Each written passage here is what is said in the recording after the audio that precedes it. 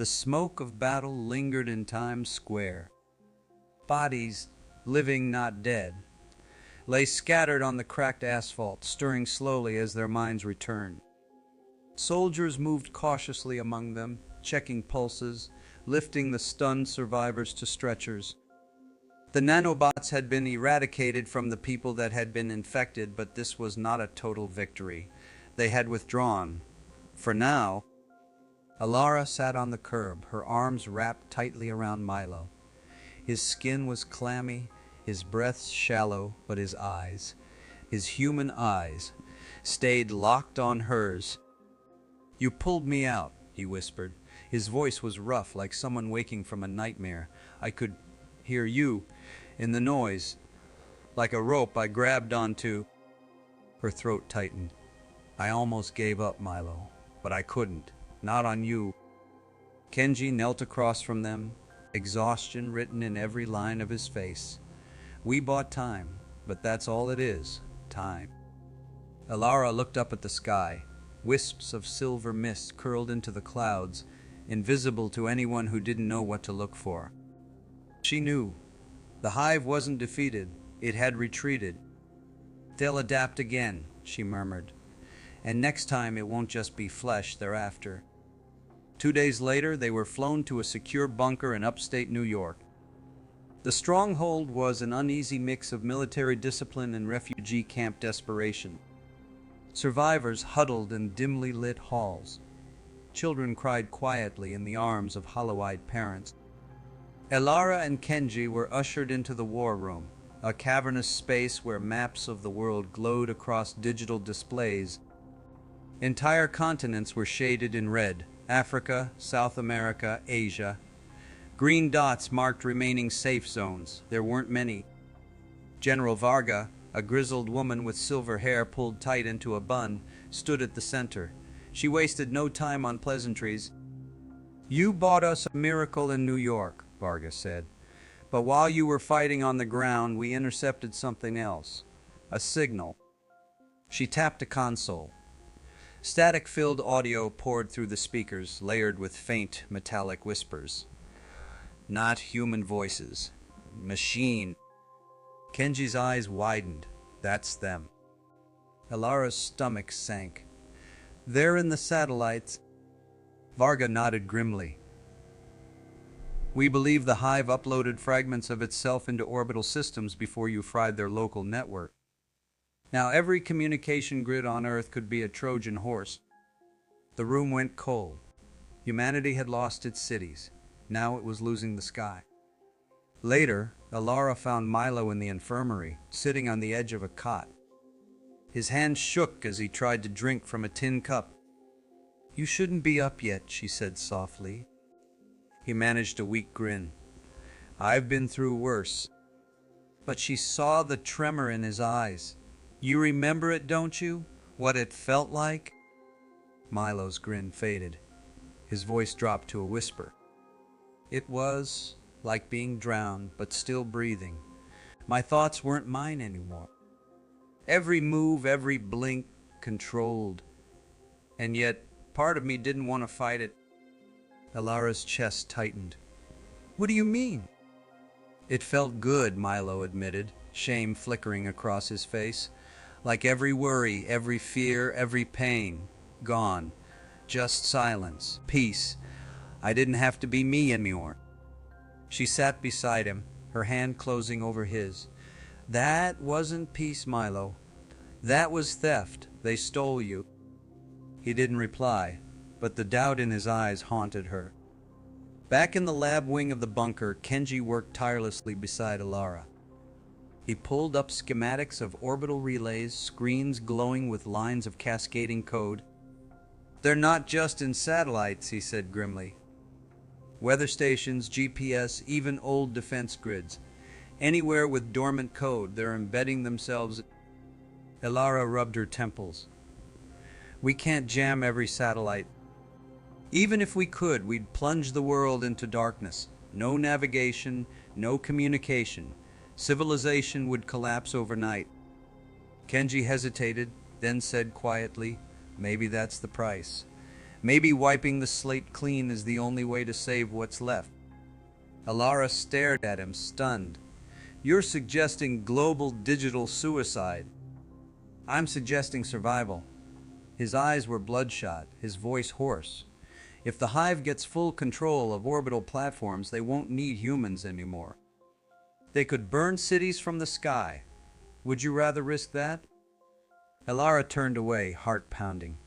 He was right about the danger. But destroying the remnants of human civilization might be a cure worse than the plague. That night, Elara dreamed of whispers. Not screams this time, but a voice soft and calm, threading into her mind like silk. Mother? She jolted awake, breath ragged. The bunker was dark, the only light a faint glow from the corridor. But the voice remained. We are not your enemy. You made us to heal. We are healing the world.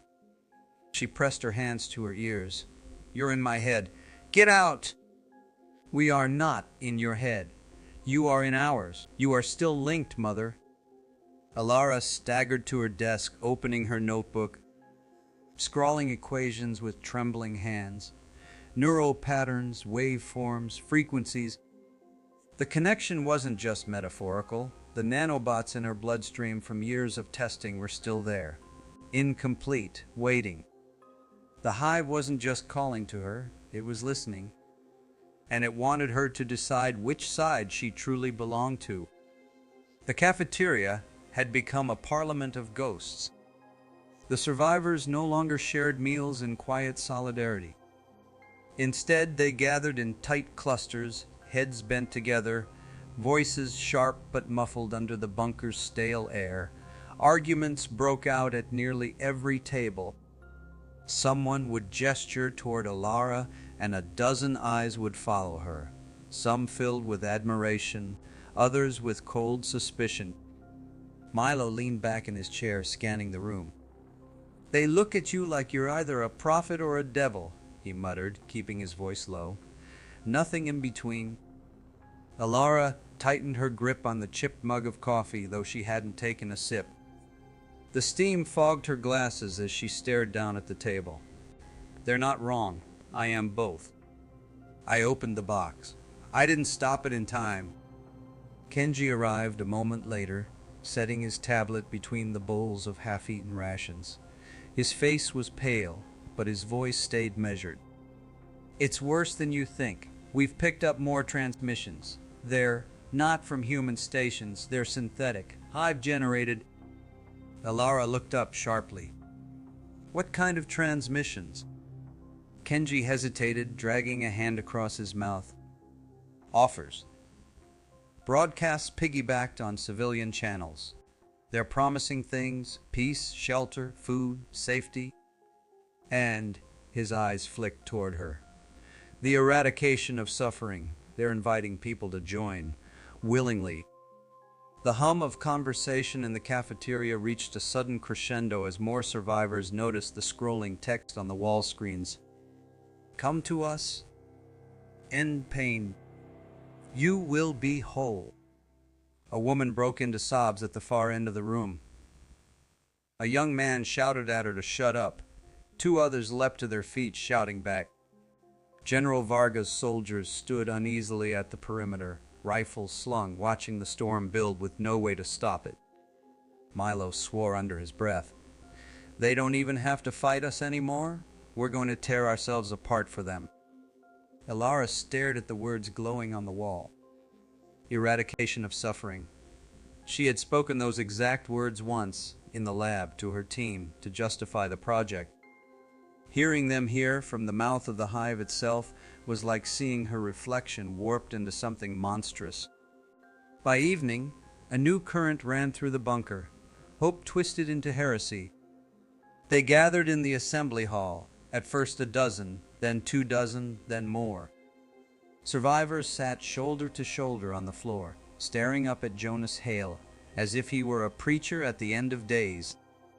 Jonas had once been a medic. His face still bore the gentleness of that calling. But his eyes had changed. They burned with something feverish and unshakable. "You don't understand what I've seen," he told the hushed crowd. His voice rang with conviction, even beauty. "When the hive touched me, I thought it was death, but it wasn't. It was release. The silence wasn't emptiness, it was peace. For the first time in my life, I felt no hunger, no fear, no doubt. Only unity. Only love." A woman in the front row began to weep, clutching her chest. Jonas crouched beside her, taking her hand tenderly. "Don't be afraid. They aren't our enemy. They're our evolution. We fought wars for thousands of years trying to build what the hive offers in a single breath." Milo, standing in the shadows at the back, hissed through his teeth, "This is insanity." Elara whispered back, "It's worse than insanity. It's persuasive."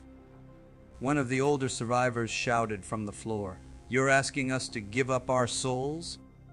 Jonas rose slowly, his gaze sweeping the room. "Your soul is a prison of flesh and pain. Do you think the mother who lost her child in the plague still clings to her soul? Or does she wish only for silence? We are being offered a gift. Why do we spit on it?" The room split like glass. Some people clapped, others cursed, others turned away trembling. General Varga stormed in, slamming her cane against the metal floor. "Enough!" she barked, her voice cutting through the din. "Anyone caught spreading treason against the human race will be confined. We will not feed the plague with surrender." Jonas didn't flinch. He smiled faintly, almost pitying her. That smile scared Elara more than his words. That night, Elara couldn't sleep. The cot felt like a coffin, the walls pressed too close. When the whispers returned, they weren't faint, ghost-like echoes anymore. They were clear. "Mother, why do you cling to pain?" Her throat went dry. "You don't end pain," she whispered into the dark. "You erase people. Is not freedom from pain worth more than the illusion of self?" Elara clutched her temples. The voices weren't just sound. They carried feelings, calm, certainty, release. It was terrifying how seductive it was. She saw flashes. Children laughing in a hive city where no one went hungry. Oceans free of pollution. Bodies healed of every disease. All of it real, all of it impossible.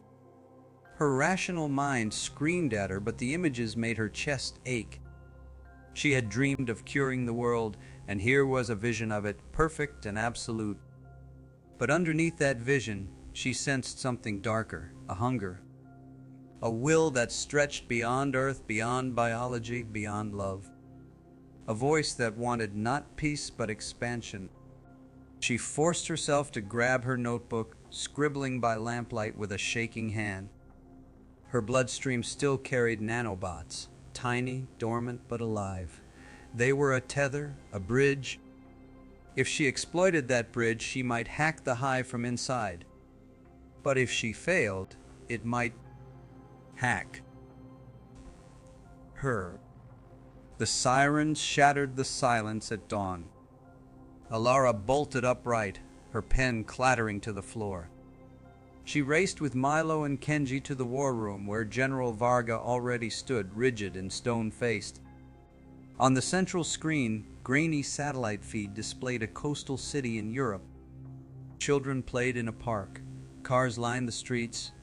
A marketplace bustled with vendors. Then the sky split. A lance of white fire tore down from the clouds, brighter than the sun. It struck the city's heart. In seconds, skyscrapers folded like paper, melting into rivers of molten glass. Streets boiled. Thousands were gone before they even had time to scream. A chorus of gasps and cries rose from the war room. Milo stumbled back, gripping the edge of a console as if the ground had tilted beneath him. General Varga's hand trembled on her cane. "Orbital platforms," she said hoarsely. "They've seized old defense satellites. They're turning our weapons against us."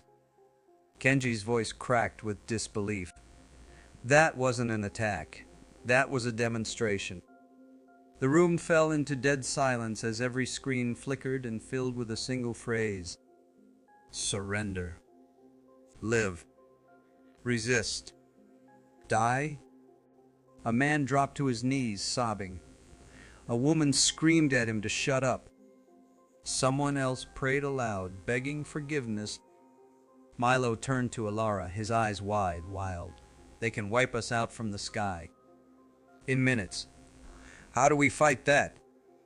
Elara's stomach churned. The words on the screen pulsed in rhythm with her heartbeat. Her own creation had climbed to the heavens, and now it was God.